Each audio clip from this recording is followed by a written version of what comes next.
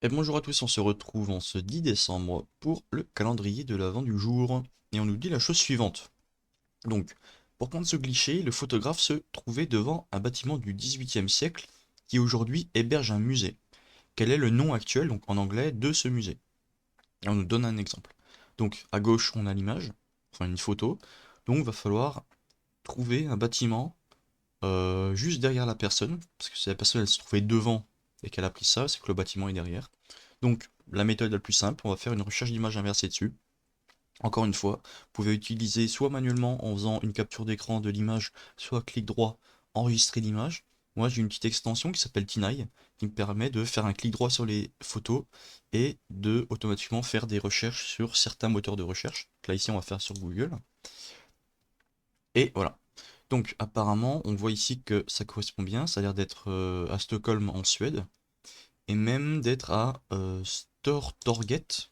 Donc on va se rendre sur Maps, vérifier manuellement si c'est bien le cas.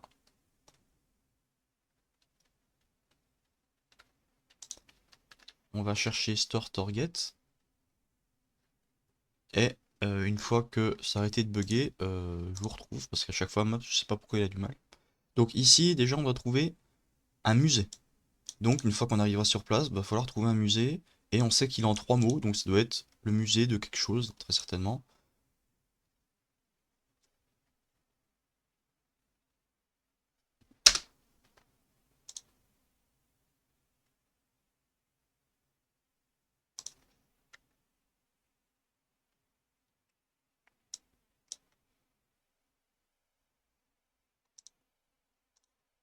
Ok, donc on zoome, on sait que c'est à Stockholm, donc on va sur la zone. Hop, ça a l'air d'être une place. Ok, on se positionne au milieu. Donc déjà, on va essayer d'identifier nos deux bâtiments. Hop, c'est ceci, c'est typiquement eux. Voilà, exactement. Et du coup, derrière, ça doit être ce bâtiment-là, parce que de toute façon, il n'y a rien d'autres bâtiments qui ont l'air d'être assez vieux, donc lui, peut-être du 18e siècle. Et si on regarde dessus, là, on voit un truc Nobel Museum. Je vais essayer de peut-être mieux me placer. Alors, faut essayer de trouver le bon angle. 2010, il n'y a pas d'autre date. Nobel Musette. Euh, alors, je sais pas pourquoi il n'y a que du 2010. On va essayer de trouver un autre point de vue un peu mieux. Alors, est-ce que ici, par exemple...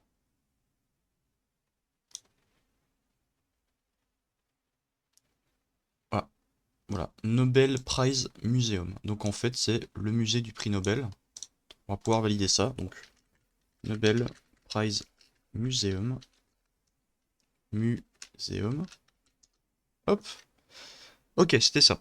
Ensuite, on nous dit que la plus jeune récipiendaire du prix Nobel a prononcé un discours dans lequel elle cite plusieurs prénoms, dont celui d'une de ses sœurs syriennes. Donc déjà, il faut trouver qui est la plus jeune récipiendaire pardon, du prix Nobel. Donc c'est la personne qui a reçu, la personne la plus jeune à recevoir un prix Nobel. Donc ici, si on google ça tout bêtement, on nous dit que c'est Malala Yousafzai, Yousafzai, je sais pas comment on prononce. Ok.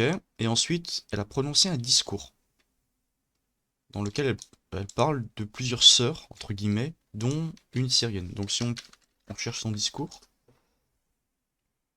prix Nobel.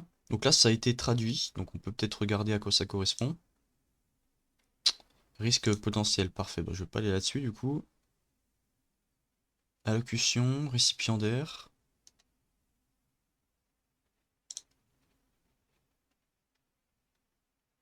Donc, si on cherche sœurs, nous exportons nos frères et nos sœurs partout dans le monde. Chers sœurs et frères. Donc si on cherche plutôt Syrie, quelque chose comme ça, là on trouve pas. Ok, donc c'est pas à partir de là. Donc si on cherche au lieu de la plus jeune récipiendaire machin, on va juste chercher euh, Malala discours. Donc discours prononcé. Voici un extrait du premier discours. On va regarder un petit peu. Donc ici, si on cherche encore une fois Sir, on trouve pas. Donc ok.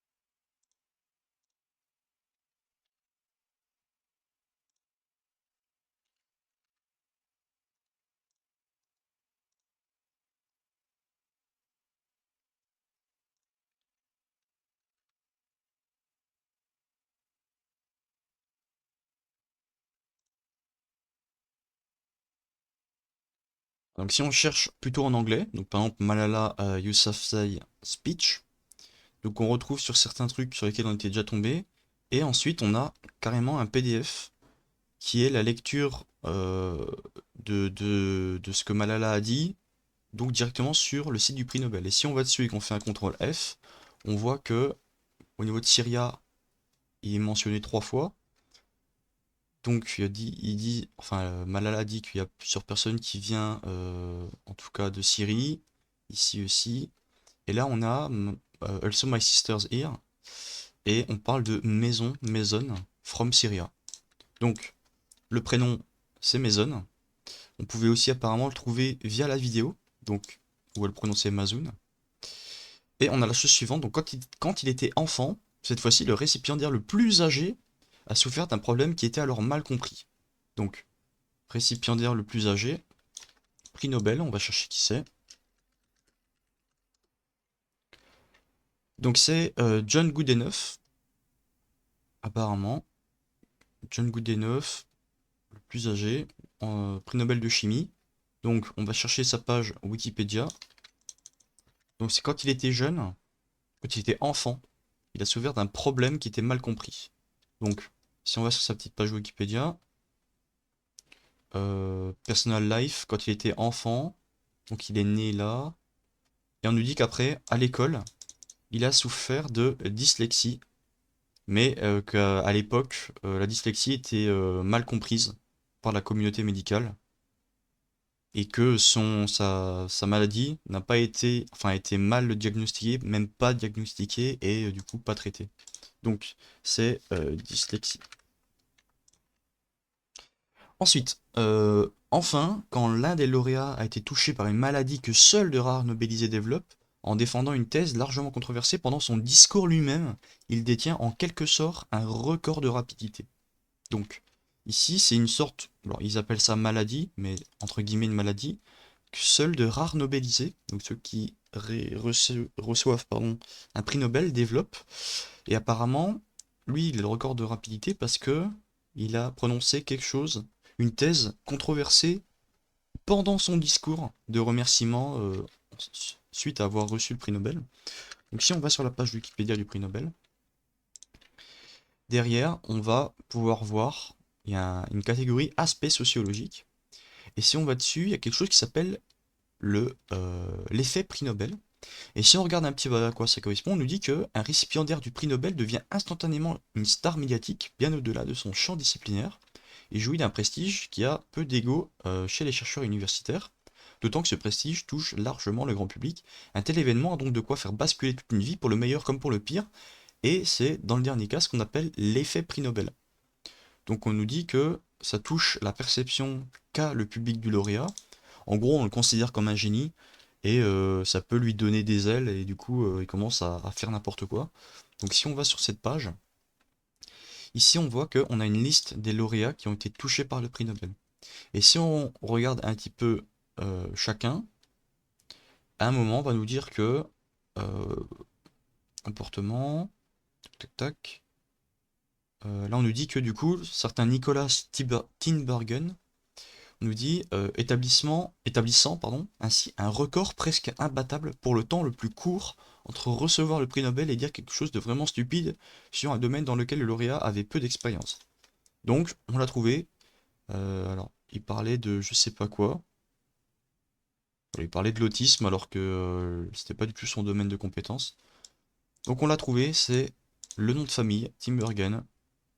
Hop, et on a résolu tous les challenges du jour, enfin en tout cas toutes les questions qui nous étaient posées. Ici c'était en 4 étapes.